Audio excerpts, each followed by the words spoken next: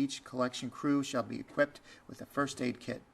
A strike will not relieve the contractor from any of the obligations imposed by the contract. The contractor shall not subcontract or assign responsibilities for collection within the unincorporated areas of the township without the express written consent of the board. The contractor shall provide at least a 10% senior citizen discount to all residential households where at least one resident is age 65 or older.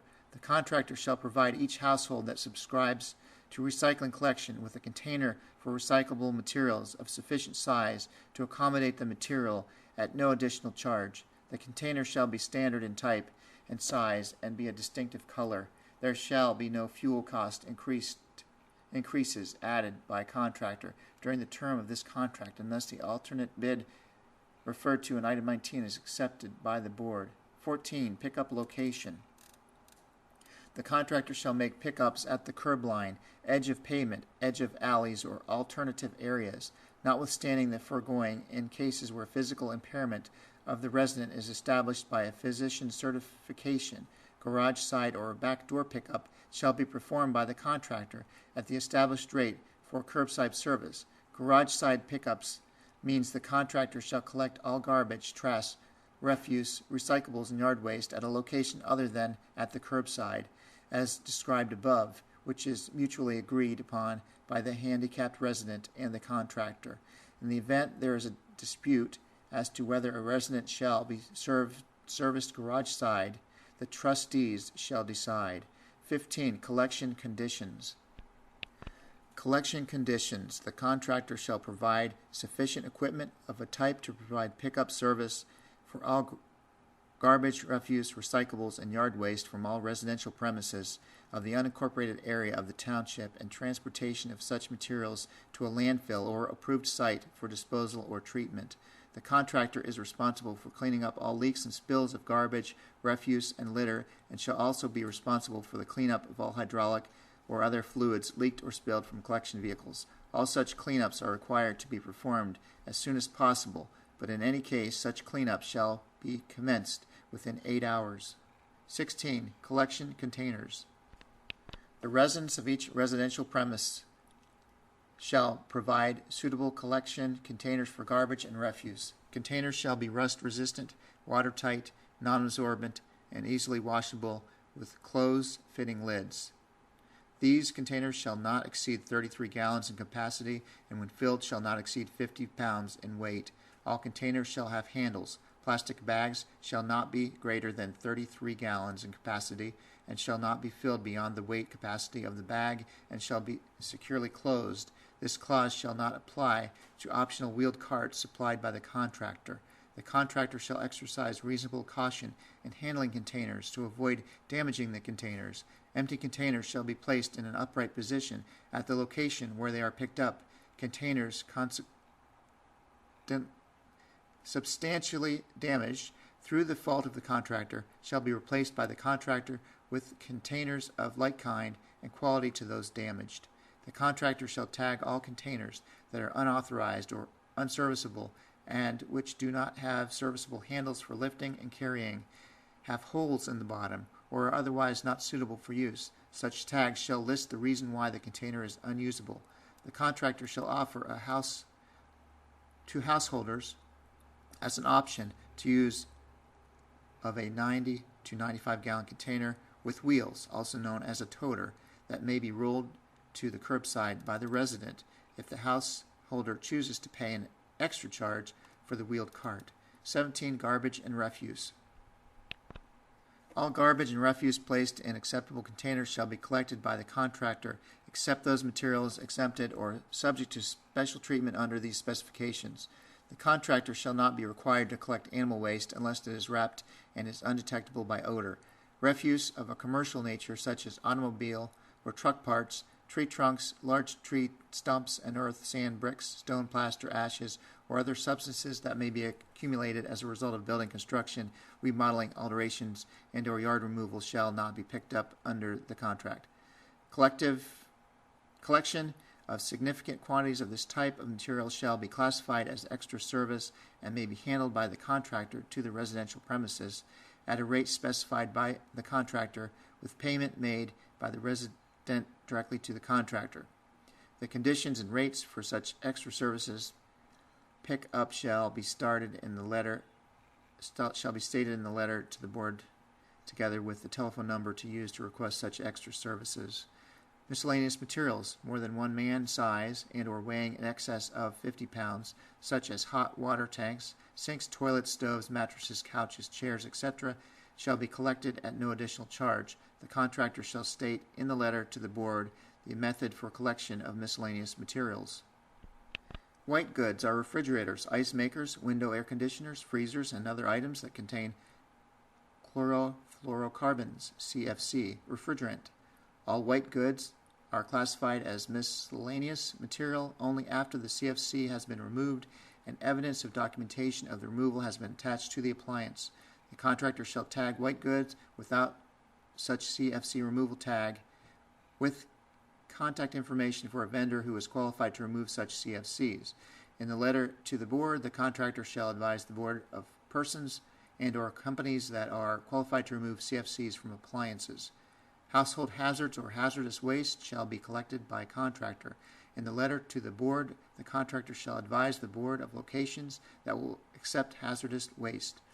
If whole waste tires and or lead-acid batteries are restricted from the landfill, the contractor is not required to pick up these items. In the letter to the board, the contractor shall advise the board if such items will not be collected. 18. Service to township. The contractor shall provide the following services free of charge to the township. 1. Dumpster to community building. 2. Blank. 3. Blank. 4. Blank. 5. Blank. These pickup locations are subject to change during the term of the contract.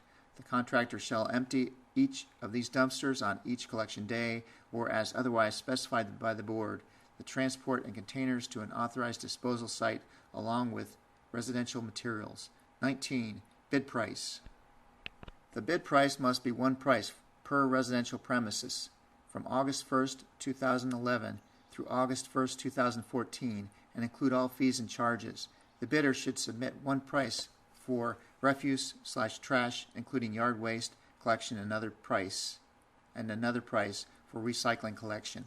A separate price should be included for senior citizens, and a monthly rental price for carts should also be included. In the event that the board extends the term of this contract for an additional 3 years, as it may do pursuant to Section 22, the bid price during such extended term shall be such price to which contractor and the board may agree, but not to exceed 110% of the bid price for the original contract term. The bid price should be a 3-year fixed price. Bidder may choose to submit an alternate bid that allows for a rate adjustment for fuel costs. The bidder may also include an alternate bid that allows for collection to occur over a 2-day period as described in Item 10.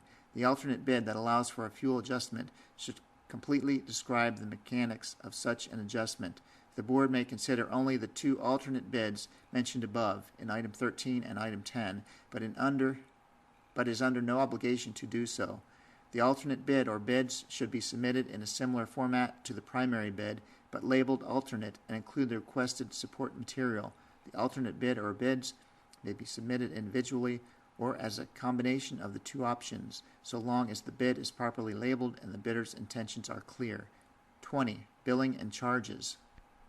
The contractor shall be responsible for billing and collecting the bid price from each residential household. Billing and collection costs should be reflected in the bid price. The charge, which shall be the bid price, shall be prepaid by each residential household every 3 months or any part thereof upon inception of service. If a residential premises is to be vacant for at least 30 days, garbage and refuse collection service may be suspended for the period during which the premises is vacant by notifying the contractor at least 7 days in advance of the dates during which the service is to be suspended. If the contractor is so notified, no charge shall be assessed for the suspension or restart of service. The contractor will notify the residents as to the appropriate method of notification to request suspension and restart the service. The contractor shall be responsible for collection of fees for extra services not covered by the contract. 21. Termination for cause. If the board determines that after a fair evaluation and due notice to the contractor to cure, the contractor is not performing the duties of the contract consistent with the terms and obligations set forth herein, or if the board receives, as it may determine, excessive complaints from the residents regarding service issues that remain unresolved within the guidelines contained herein, the board may cancel the contract upon 30 days written notice to the contractor, providing that prior to any such determination by the board, the contractor has been offered the opportunity to present evidence to the board regarding the performance of contractor hereunder. Then any determination of the board in this regard may be made in the sole discretion of the board, and the board shall have no liability to the contractor for such determination or for termination of this contract. Upon such cancellation, the board may pay or reimburse township residents all or part of the costs incurred by the board or by township residents to obtain a new service provider for the service required of contractor under this contract, and contractor agrees to indemnify the board for the cost of all such payments or reimbursements up to the amount of the bond or cashier's check provided under this contract. 22. Termination and optional renewal. The contract term shall be for a 3-year period commencing at 12:01 a.m. August 1st, 2011, continuing until August 1st, 2014 at the discretion of the board and prior to the date of termination. The contract may be extended for an additional 3-year period in accordance with the requirements of paragraph 19. Not later than 90 days prior to the termination date, the board may provide contractor written notice of its desire to extend the term of the contract. Within 30 days of the delivery of such notice, contractor shall identify whether it agrees to the extension of the term and shall propose a new bid price to apply during the extended term, which new bids shall not exceed 110% of the bid price applicable during the initial term. If such price and extension is acceptable to the board, the parties shall amend this contract in writing to identify the rate applicable during the extended term, and the contract will thereafter terminate at the expiration of the extension term. If the board chooses not to extend the contract for any additional terms, the contract will expire at midnight on August 1st, 2011. 23. Additional provisions. This contract and the terms and specifications thereof may be changed only in writing signed by the Board of Trustees and the contractor. B. To the extent not prohibited by law, the Board and contractor agree that the state courts located in Licking County, Ohio, shall be the exclusive tribunals for the determination of disputes regarding the application and performance of the parties hereunder. C. Contractor agrees to provide all services required hereunder as an independent contractor and not as an agent, service, or employee of the board.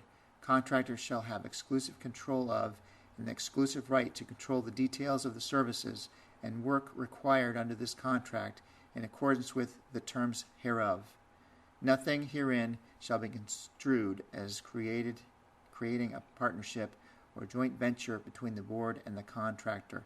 No person performing any services described herein shall be considered an officer, agent, service, or employee of the Board of Trustees, and no such person shall be entitled to any benefits available or granted to employees of the board or the township. End.